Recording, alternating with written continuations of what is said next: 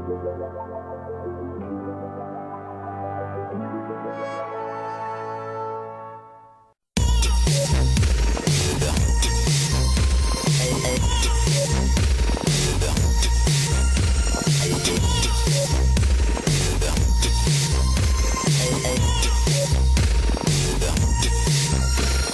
so, and welcome back to the Cymru Nerd Cave. I hope you're all safe. I hope you're all well. So, it's annual time again. Who knew? It's come around really quickly. But last time we looked at the Visionaries annual for Marvel UK. We're sticking with Marvel UK, but we're going back to the world of the real Ghostbusters. And here is the second annual that they brought out for that publication. For those who don't know, the real Ghostbusters in the UK is very different to what you guys might have had in the US.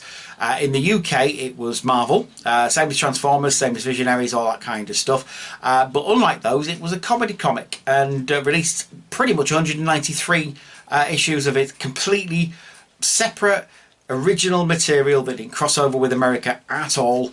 Yeah, it became a bit of a legend over here. It's criminally never been sort of released in a like a compendium format, where he kind of has. Titan Books did it in sort of little tiny book format a few years back, and it wasn't very good as far as I'm concerned. It deserved better. It's deserved all the IDW love that Transformers have, and it just never has had it, and that's a shame. But like I say, 193 issues of original content and 4 annuals, and this is the second one. It's a concept annual, if such a thing can be said to exist, where they all go to the UK to bust some of the UK ghosts. So yeah, it's an interesting one, that's for sure. Like I say, packed full of stories, packed full of things to do, really good. Let's get into it. Grab yourselves a can of pop, a cup of tea, a cup of coffee, settle down, and we'll have a look at this now. So here we have it, the real Ghostbusters annual in all its glory there. Really nice picture there of Stay Puft, obviously menacing the boys, and Slimer running away.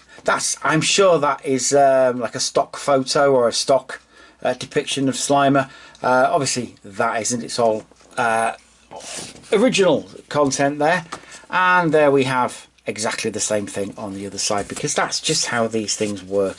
So, lovely picture at the back there with Slimer flying out of the no entry sign, the no ghost sign.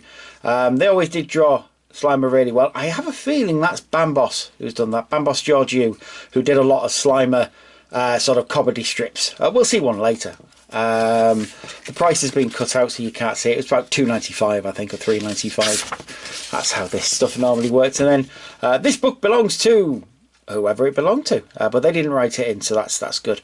Let's have a look. So cover by Andy Lanning, Dave Howard and John Burns there, and the opening spread was indeed by Bambos and John Burns. There you go.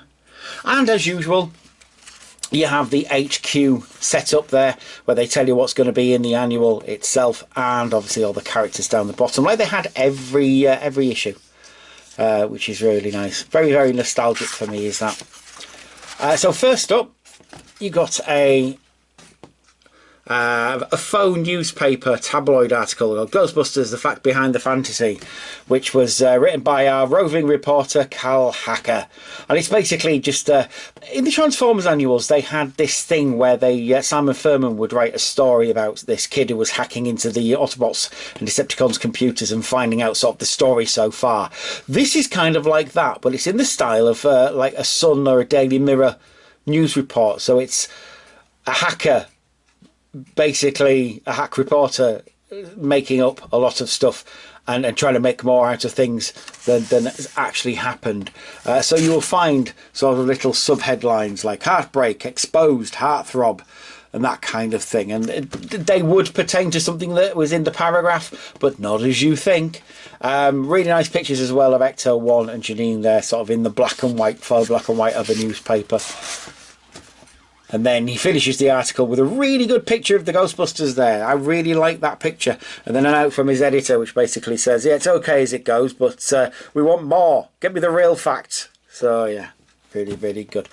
Now, like I said, this was a concept annual concept comic strip, because the Ghostbusters have come to wet and rainy Britain to try and bust some of the local ghosts for us. So they're calling it a Bustman's Holiday. Oh yeah, you see, lovely stuff. The art were always really good and cartoony as well, but not as cartoony as you think. Like I say, it's in the style of things like the Beano, the Dandy, Whizzer and Chips, Buster, that kind of thing. Really, really good. Love it. And like I say, Peter's not too happy that they've come to wet and rainy Britain, but everyone else seems to be quite happy with that. And in the style of Chaz and Dave, they're all off to Margate. So why would you not? The text stories, apart from one of them, don't follow that chain of thought. They basically are just normal stories. So you got one here called The Dexter's Chainsaw Massacre. It's all about a mall of shops that are getting menaced by poltergeists, or it seems a poltergeist. And it all turns out that it's a guy who owns something that they call the Little Shop, who had menaced them previously by bringing things to life and haunting things and wanted to take over the world and all that kind of stuff. So now he's haunting this shopping mall and basically getting all the sort of shop dummies to move, all the products to move, and menace the people who work there.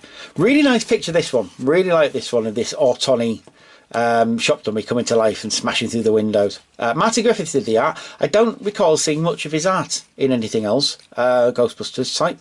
But Ian Rimmer was a story writer, and he wrote loads of stuff. I think he did Transformers. He certainly did a lot of Ghostbusters, that's for sure. But obviously that lady there will become the object of Peter's affections, because, well, that's just the way it was back then. Another good picture of Peter getting menaced by sandwiches and food. And then Winston getting menaced by a Stay Puft toy, which he has to take the plug out of. But it makes no difference. It still menaces him. There you go. Good story, actually. I really like that one. So now they're in Margate, and they're going to be on a roller coaster. However, the roller coaster is haunted by something called a fungeist. And Peter is basically getting owned, because that's what Peter does in this whole thing. But yeah, he's on the roller coaster. The fungeist basically tries to eat him. So they all have to bunch together, beat the fungeist, and there's nothing Peter can do because he's on the roller coaster. Okay, just a good story. Classification of spooks. I really liked this as a kid because it basically lets you know what all the spooks are. So you've got your class 1, class 2, class 3. So class 1 is a vapour, mist or other non-manifested haunting. And it basically gives you pictures of them. And the running joke through it all is that they all smell. So it basically, the first thing it'll always tell you is strange smells, spectral lights, odd noises like a sack of spanners falling into a trifle. The humour was definitely British, let's put it that way. So you got your class 4s, which is, yeah, that's your manifestations of actual people who lived. And then class 5, which is your slimers, class 5 free women vapour, that kind of thing. Class 6, which is your Stay Puffs. Then class 7, Gozer, that kind of thing. You can't see them. And it shows you that by, oh no, I can't, I've got my hands in front of my face, I can't bear to see them. And he's got a little mouth at the bottom there as well. Like, oh no! Apparently that's nasty smells. Again, a story by Richard Allen, art by Anthony Williams, and it's an environmental one called The Green Ghosts. And it's all about a company that is dumping its toxic waste into a lagoon, and the nymphs and the naiads, they've basically had enough. Peter in his boxes there, and they're haunting the factory until the guy does something about it.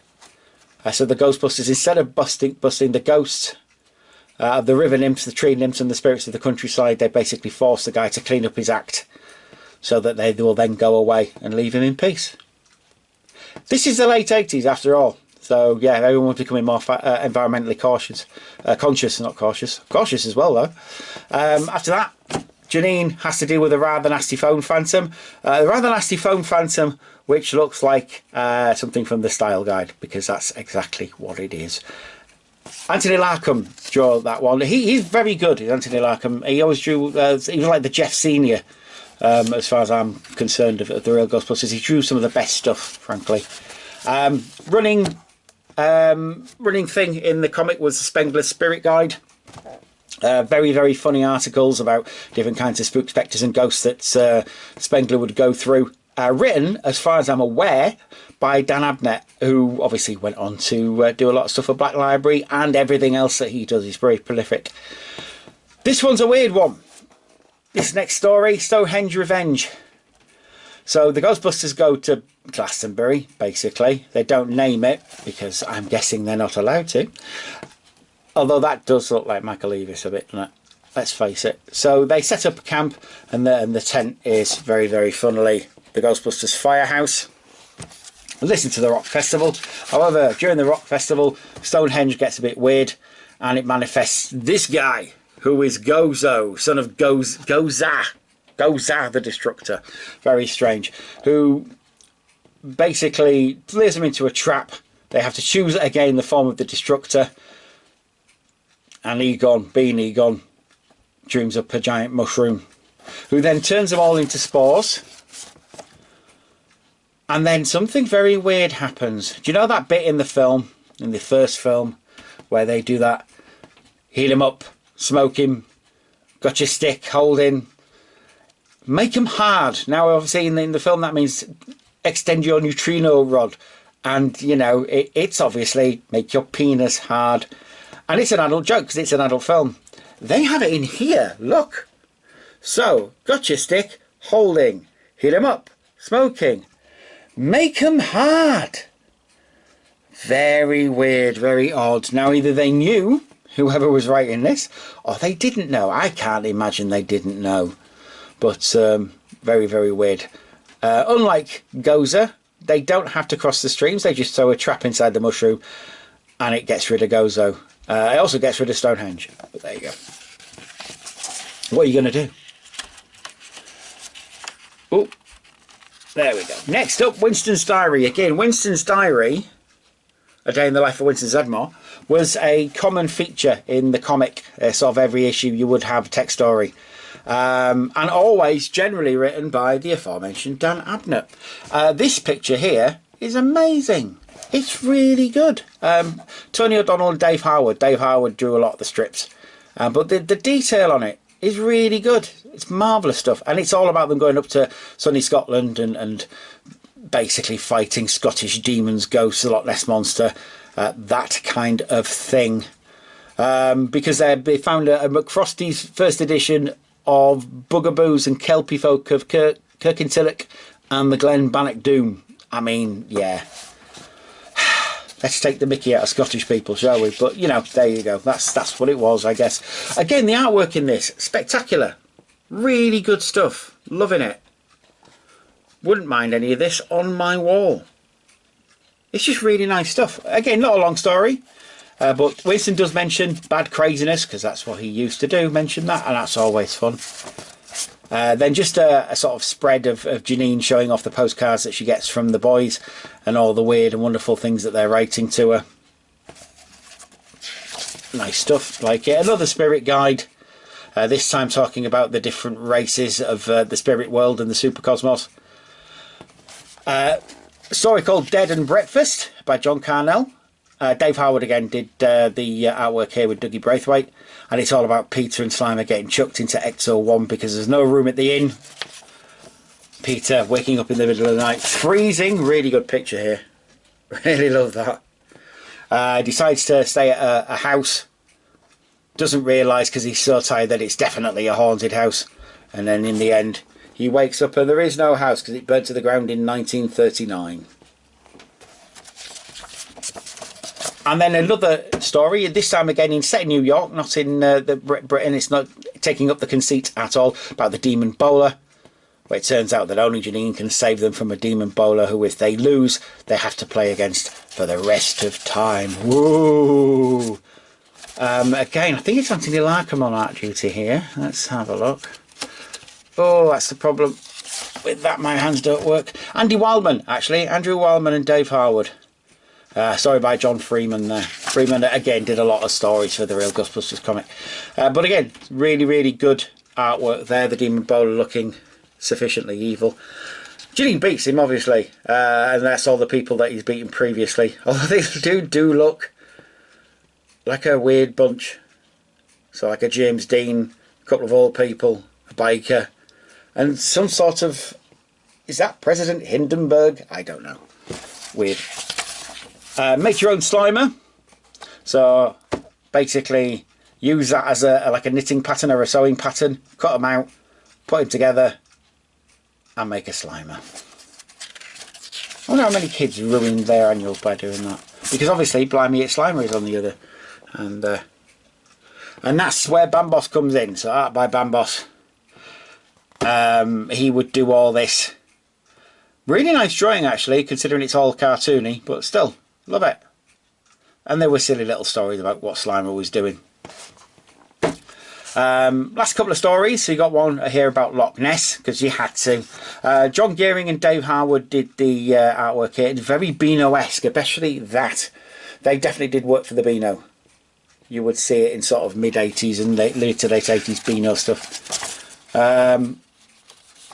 So yeah, they would look for the Loch Ness Monster. Peter decides to have a bit of fun with them, pretend to be the Loch Ness Monster himself. The guys aren't very happy about it. And then it turns out the real Loch Ness Monster's there all along. It's a ghost of a dinosaur. Because of course it is. And no one's happy to see them, because basically they've ruined the tourist trade. You would get then a game. There would generally would be like a board game in the middle of these annuals. Using the ghost from Ghosts R Us. I forget his name, Sal or something like that is his. I forget. But yeah, he is one of the style guide ghosts. Lovely colours though. I do like that green and the orange. Very 80s. And then the last story. So Equal Frights and the Ghostbusters go from Dublin to Cardiff, where they capture a dragon. London again, and then they're going back home to Heathrow, and they're basically threatened with having to pay the bill for all the damage they've caused unless they release the ghost, because the UK tourist trade relies on the ghosts. And there's this great picture of all the ghosts who've been released, including Gozo there as well. So basically they've gone to Britain, they busted all those ghosts for absolutely no reason at all. Ah, wouldn't you know it. And that is the end of that annual. It's a great little read. I love these things, I really do. I miss them. I miss all the franchises having their own sort of annual every year, and basically they just don't come out anymore. It's not something they do. They kind of have sort of annuals every year, but it's something like Shoot and Match and Lego, and it's not the same, frankly. And it certainly isn't the same when they sort of in the mid-2000s, where they thought, oh, I tell you what, we don't actually have to do anything anymore. What we can just do is just reprint crap that's already been printed before. So you had like the Transformers annuals of like 2003 and your Energon and whatnot, and they'd just be the first couple of issues, which is the sort of shit they pulled in the 70s and early 80s. It's a shame that that's what they did, because it's a waste of money if you've already got them. But this stuff, all original. All of it original. They cared. They don't care anymore. But there you go. We're not going to leave on a down note, because this was excellent, and I definitely will look at the other one that I have and see if I can get the other one that I don't have. In the meantime, I do have a lot more annuals to look through, believe me. So we will definitely do this again very, very soon. But that's it for me today. In the meantime, until we meet again, please do take care of yourselves and each other. Don't drink the bleach. Take care of everybody that you love and that you don't love. There you go. What a wonderful world it would be if we could do that. Bye-bye for now.